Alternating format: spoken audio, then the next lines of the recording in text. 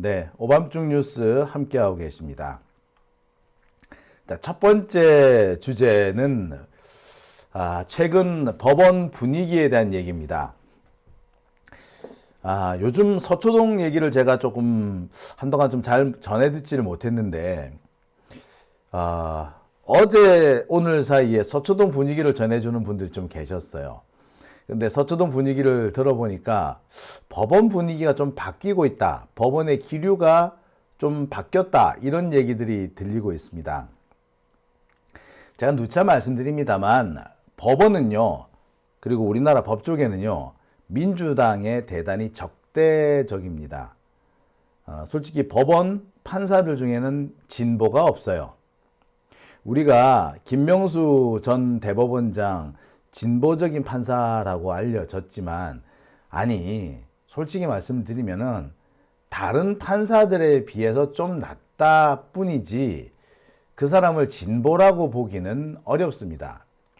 워낙에 다른 판사들이 친적폐, 지나친 극우 성향을 갖고 있기 때문에 극우 성향이 아닌 것만으로도 진보적으로 보일 뿐이지 객관적인 측면에서 보자면, 그리고 객관적인, 그러니까 또 글로벌 스탠다드라고 해야 되나요? 평균적인 입장에서 볼 때 그들은 그렇게 진보적인 사람들이 아닙니다. 어쩌면은 이 법조계, 특히 사법부의 특징이 그럴 수도 있어요. 그런 얘기가 있거든요. 어제의 일로 오늘 법을 만들어서 내일부터 적용한다고요. 어제 생긴 일로 오늘 법을 만들어서 내일 적용을 한다. 이게 법입니다. 그러니까 기본적으로 보수적이고 과거지향적일 수밖에 없죠. 자, 그래서 이재명 정부를 향한 법조계의 시각, 특히 법원의 시각은 대체로 싸늘했습니다. 조희대 대법원장이 민주당과 이재명 대표에 대해서 대단히 편향적인 판결을 했지만, 특히 여러분 기억하실 겁니다. 이재명 대통령이 대선 후보 시절에 조희대 대법원장이 선거법 사건을 파기환송하지 않았습니까? 재판이 접수된 지 채 일주일도 지나지 않아서 판결을 내려버렸어요. 더 웃기는 거는 판사들이, 그러니까 대법관들이 기록을 제대로 볼 시간조차 되지 않는데 그 시간 동안에 후다닥 결론을 내렸다는 겁니다. 지금 천대엽 법원행정처장이 매번 이상한 소리로 위기를 넘어가고 있는데요. 이재명 대통령과 관련한 그 파기환송 사건만 해도 그렇습니다. 일주일 동안에 읽을 수 있네, 기록을 다 볼 수 있네, 없네, 이런 어떻게 보면 약간 지엽적인 문제에 집중을 하고 있습니다만, 사실은 진짜 중요한 거는 기록을 다 봤냐 안 봤냐가 아니라 정말 제대로 고민을 하고 판단을 한 것이냐.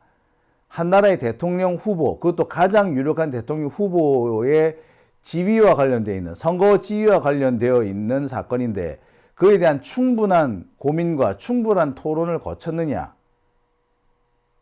그건 아니지 않느냐?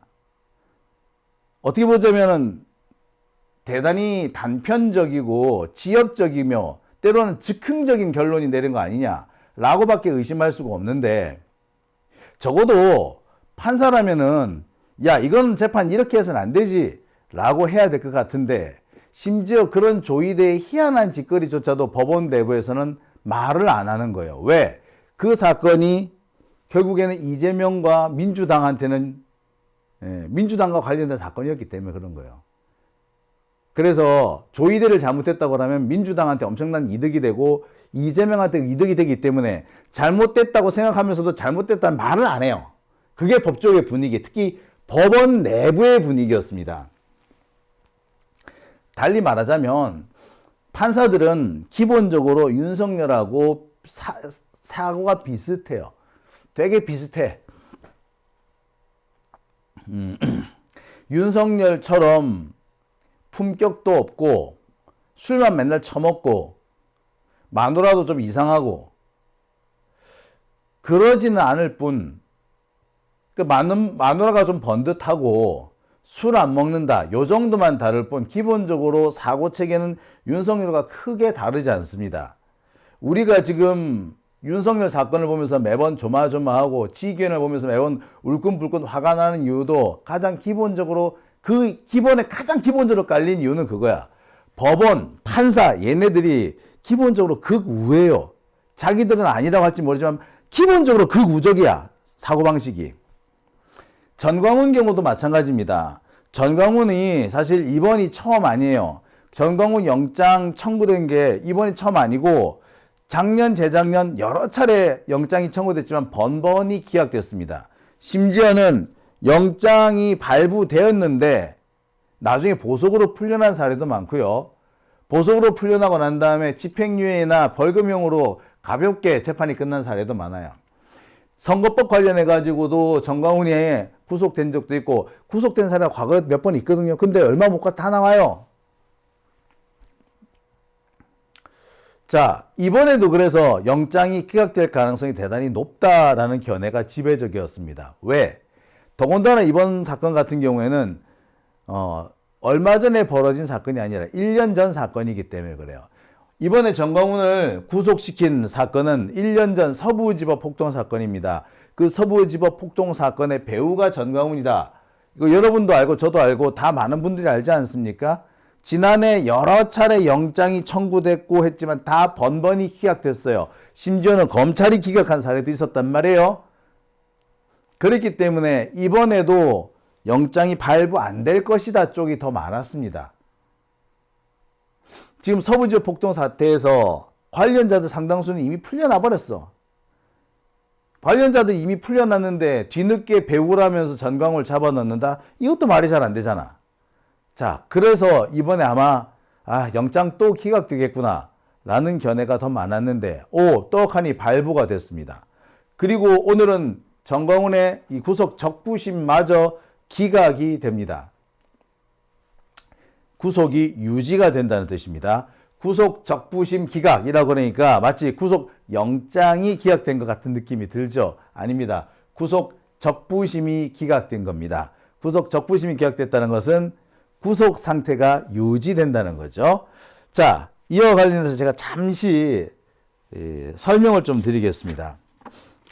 우리나라는 기본적으로 어떤 시스템이냐?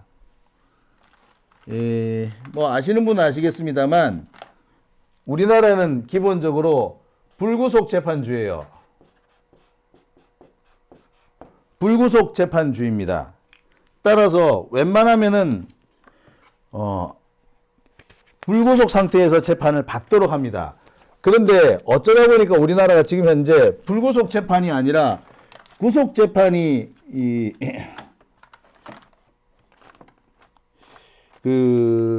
잠깐만요. 이게 매직이 꼭 필요할 때마다 여기 있구나. 네, 죄송합니다. 자, 불구속 재판이 정상인데 어찌다 보니 요즘 우리나라는 구속 재판이 먼저 더 우선가 되는 것처럼 그렇게 되어 있습니다. 자, 어쨌거나 이 구속이 되면은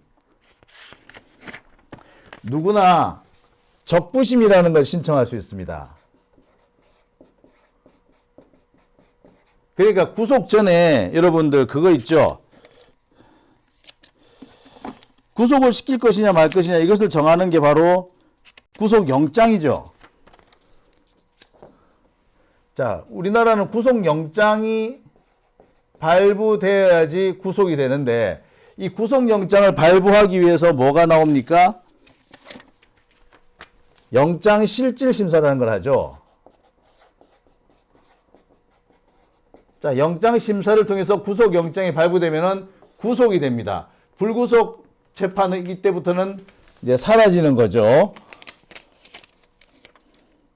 자, 그런데 이렇게 해서 영장심사를 통해서 구속영장이 발부된 사람도 적부심이라는 걸 신청할 수 있어요. 그래서 내가 구속이 됐는데 나를 구속시킨 이 영장이 적절한지 다시 한번 판단해 주세요. 그러니까 구속영장의 항소심 정도 되는 겁니다. 적부심을 신청했는데 이 적부심에서는 웬만하면은 다 적부심은 기각됩니다. 제가 알기로는 구속영장 실질심사에서 영장이 발부가 됐는데 적부심에서 기각이 나오는 사례는 거의 제가 본 적이 없어요. 윤석열의 경우에만 그런 경우가 가끔씩 있었죠. 아무튼 이 적부심은 이렇게 해서 된다. 일단 한번 구속영장이 발부되고 난 다음에 발부된 구속영장의 적부를 심사해 달라는 것이 구속 적부심입니다. 그런데 다른 사람이라면은 구속 적부심에서 석방될 가능성은 사실 거의 0%에 가깝습니다. 구속 적부심이 받아들여지는 사례는 제가 거의 본 적이 없어요. 이게 어떤 정도였느냐면 옛날에 교통사고로 사망사고가 발생하면은 일단 구속이 되거든요. 그런데 피해자하고 합의를 하면은 바로 석방이 됩니다. 어떻게 해서 석방을 하느냐? 구속 적부심을 통해서 석방을 하는 거예요. 그러니까 고의적인 사고, 고의적인 살인 사건, 고의적인 범죄 사건 말고 실수, 과실에 의한 범죄 사건의 경우에 피해 당사자하고 합의를 하고 보상을 하기로 하면 합의를 해버리면 굳이 그 사람을 강력하게 처벌한다든지 구속한다든지 할 필요가 없는 거잖아요. 그죠? 자, 그럴 때 구속영장이 발부될 때는 합의가 안 됐으나 영장이 발부되고 난 뒤에 합의가 이루어진 경우에는 더 이상 구속할 필요가 없으니까 풀어줍니다. 이때 어떤 걸로 풀어준다? 적부심이라는 제도로 풀어줍니다. 그 외에는 지금까지 적부심에서 풀려난 사례를 내가 본 적이 없어. 그런데 희한하게 전광훈이라든지 내란 세력의 경우는 적부심에서 왕왕 풀려나요. 좀 이해가 안 가. 이게 어떻게 가능하지 싶을 정도야. 그래서 이번에도 전광훈 또 석방되는 거 아닌가라고 우려를 했었습니다. 전광훈도 아마 그 점을 은근히 바라고 적부심을 신청한 것 같아요. 그런데 이 적부심 단칼에 기각이 됐습니다. 오늘 기각이 되죠. 저는 그래서 처음에는 당연한 결론이다라고 생각했습니다. 지금까지 전광훈한테 법원이 너무 관대했다. 근데 이제는 좀 정상적으로 처리를 하는구나. 저는 그렇게 생각을 했었어요. 그런데 그 뒤에 이 서초동에 계신 분들한테서 전화가 옵니다. 뭐라고요? 법원의 분위기가 좀 바뀐 것 같다라는 내용입니다. 그러니까 법원이 전체적으로 봐서 이재명 정부나 민주당 정부에 대단히 적대적이에요. 법 쪽에 있는 사람 치고 민주당이나 이재명한테 적대적이지 않은 사람 손에 꼽습니다. 자신들이 필요해서 민주당에 접촉하는 사람이나 민주당에 오는 사람은 간혹 있지만 민주당을 지지하는 사람을 법 쪽에서 찾는 것은 모래사장에서 바늘 찾는 것과 다름없을 정도로 매우 드뭅니다. 그러니까 호남 쪽에서 호남 쪽 출신인데 법조계로 진출하신 분들, 이런 분들 중에서도 3분의 2는 국힘당 쪽 사람들이야. 저쪽 사람들이야. 그나마 호남 쪽 법조인들은 그나마 3분의 1 정도는 민주당 지지자이긴 한데 여기도 3분의 2가 저쪽이야. 영남 쪽은 말할 것도 없고 한두 명 나오면 다행이야. 그 정도예요. 자, 아무튼 그런 법조계 분위기이기 때문에 사실 우리가 지기현 때문에 그렇게 골머리를 앓았던 겁니다. 지기현이가 윤석열을 딱하니 석방해 주고도 조금의 죄의식도 드러내지 않았던 것은 지기현이가 구속 기간을 이상하게 계산해 가지고 전부 다 우리나라에서는 구속 기간 계산을 날짜로 하는데 윤석열만 시간으로 하지 않았습니까? 아주 황당한 계산법을 쓰지 않았어요? 그죠? 그게 지기현이가 한 짓이죠? 그죠? 그랬는데, 예. 그런 황당한 짓거리를 하면서도 지기현이가 아무런 불안함이나 죄의식이나 약간의 미안함 이런 것도 드러내지 않을 수 있었던 것이 법조계 분위기가 그랬기 때문입니다. 법조계 분위기는 법 논리는 만들면 되고 어쨌든 간에 내 눈에 흙이 들어가기 전에 민주당에 이익되는 일은 내가 할 수가 없다.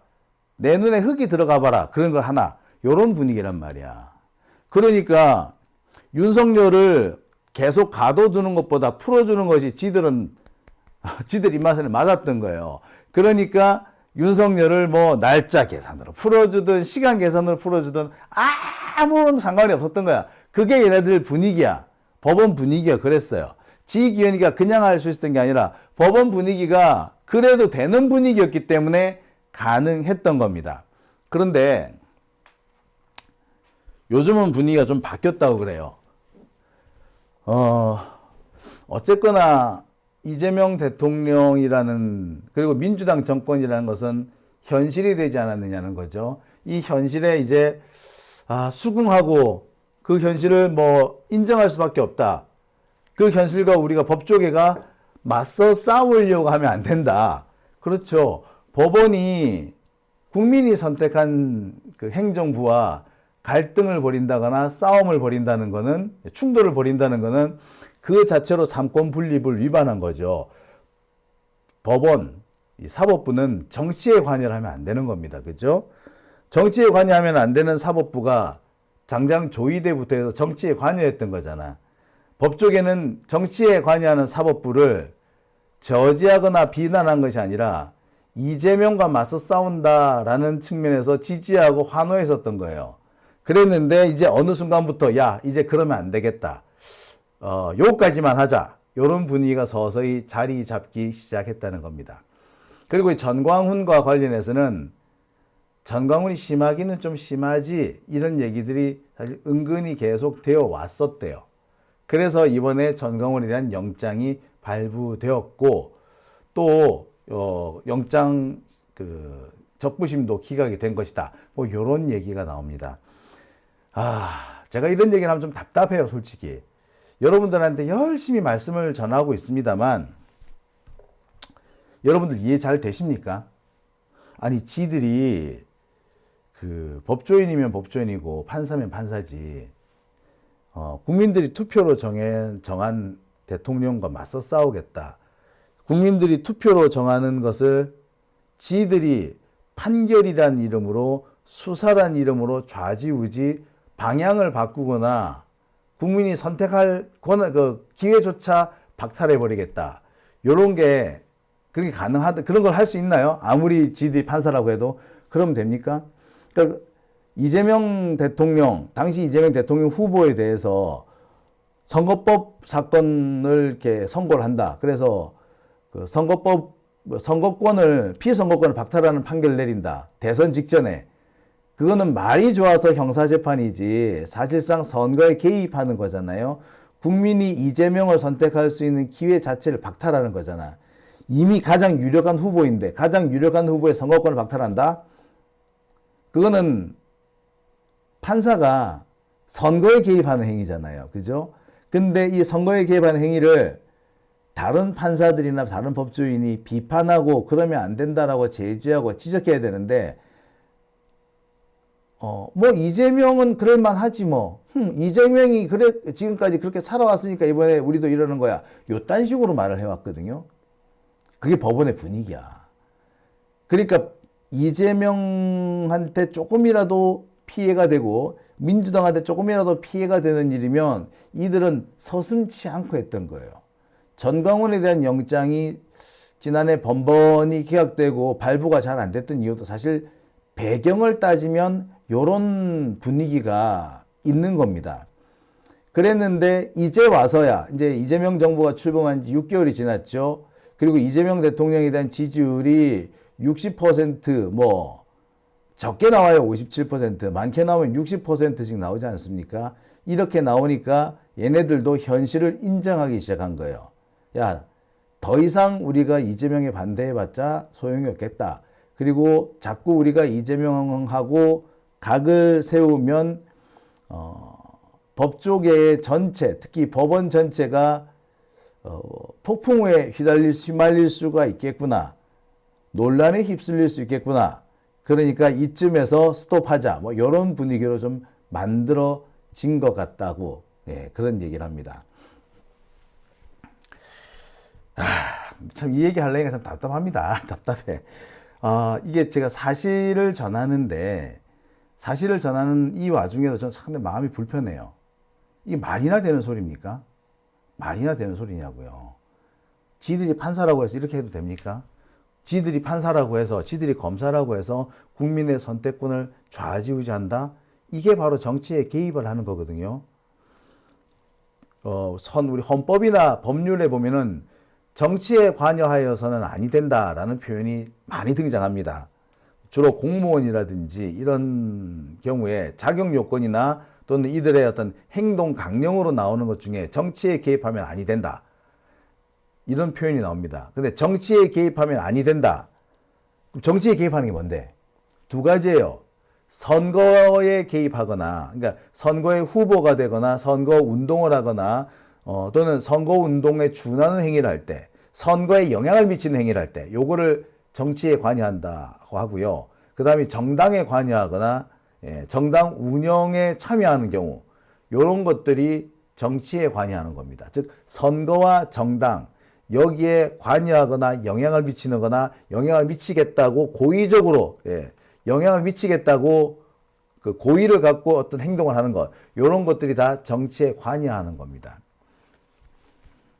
이 정치에 관여, 그러니까 판사가 판결로서 그 어떤 특정 후보의 자격을 박탈하겠다, 이런 생각을 품는 것 자체가 정치 개입인 거야. 그러니까 정치에 개입한 판사는 목을 쳐야 되거든. 그런데 이재명의 목을 치는 거면 정치에 개입을 해도 된다, 이런 식이었던 거예요. 기가 차지 않습니까? 이 말도 안 되는 상황을 제가 전달을 하는데 전달하는 저 역시도 되게 불편해요. 과연 이것이 사실일까? 저 역시도 여러 번 몇 번이나 생각을 해봤습니다. 그리고 과연 이 말을 전하는 게 옳을까? 참, 그래서 지금 말씀 전하는 지금도 제가 많이 불편합니다. 이게 조희대 얘기를 하시는데 조희대만 그런 거 아니야. 다 그래, 다. 법조인들 철저한 인성검사를 해야 된다라고 하셨어요. 자, 아무튼 전광훈 1년 만에 구속이 됩니다. 참, 법원을 때려 부신 자가 1년 만에 구속이 된다. 이것도 참 말이 안 되는 거죠. 자, 한편 서울고등법원은 내란 전담 재판부를 본격적으로 설치하기 시작했습니다. 아시겠습니다만 우여곡절 끝에 이 내란 전담 재판부법이 통과가 됐죠. 우리로서는 정말 마음에 안 드는 정말 누더기가 된 법입니다만 그래도 통과가 됐습니다. 내란 전담 재판부법에 따르면 서울고등법원에는 그리고 서울중앙지법에는 내란 전담 재판부가 설립이 되고요. 내란 전담 재판부는 복수여야 합니다. 그런데 지금까지 법원은 적어도 3개 이상의 전담 재판부가 있어야 된다라고 주장을 했었어요. 천대엽 법원 행정처장은 당시 내란 전담 재판부 관련된 법을 만들 때 국회에 와가지고 내란 전담 재판부가 단수일 경우에는 위헌 소지가 있다라고 계속 주장을 합니다. 그러면서 적어도 셋 이상이 있어서 재판부 3개 중에 하나가 랜덤으로 걸리게 해야 된다. 그래야지 위헌이 아니다. 뭐 이런 식으로 주장을 했었어요. 그런데 막상 서울고등법원은 몇 개 만들었다? 2개만 만들었어. 그러니까 이 새끼들 뭐 내란 전담 재판부가 위헌이다 어쩌다 했던 거 뭐 2개면 안 되고 3개면 되고 다 개구라였던 거지. 아니 랜덤으로 그 재판부가 랜덤으로 정해져야 된다며. 랜덤으로 정해져야 된다라고 말하려면 적어도 재판부가 3개는 있어야 되지 않나요? 2개가 있으면은 뭐 도 아니면 뭔데? 예? 도 아니면 뭐 둘 중에 하나인데 그럼 이게 무슨 랜덤이야? 랜덤 아니란 말이에요. 이건 뽑기지. 그런데 서울고등법원은 자신들이 했던 말을 뒤집고 지금 내란 전담 재판부를 2개를 설치하는 걸로 마무리를 지었습니다. 참 말도 안 되고 참 가짜는 참 자기가 한 말도 참 못 지키는 놈들 아니에요. 그러고도 판사래. 그런데 그래도 저는 이 소식이 상당히 반가웠습니다. 왜? 지금까지 법원의 태도를 보면은 내란 전담 재판부를 안 만들고 권한쟁의 심판을 낼 가능성이 컸기 때문이에요. 위헌 소송으로 바로 들어가는 거야.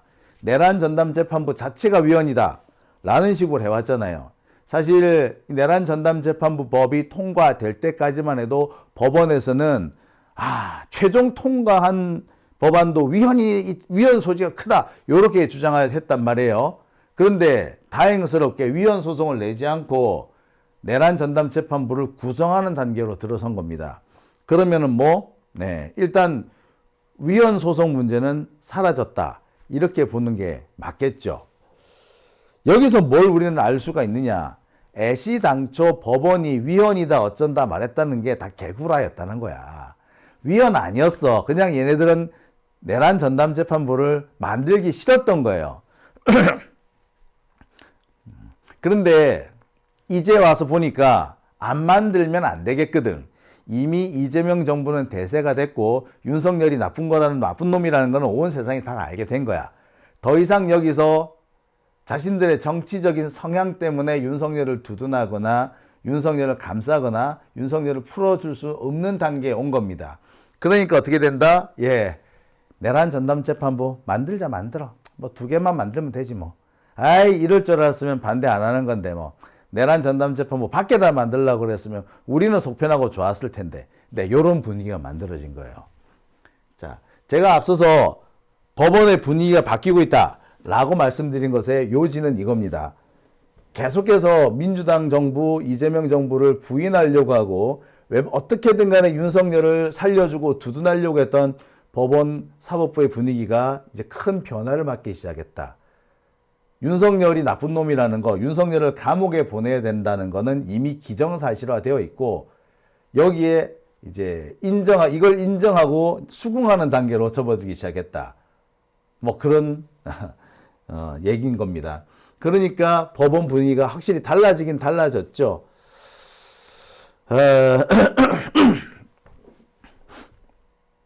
이걸 달라졌다고 해야 되는 건지 아니면 얘네들도 포기를 했다고 하는 건지 모르겠습니다만 아무튼 기존의 분위기와는 크게 달라진 것 같아서 다행스럽다는 생각이 드네요.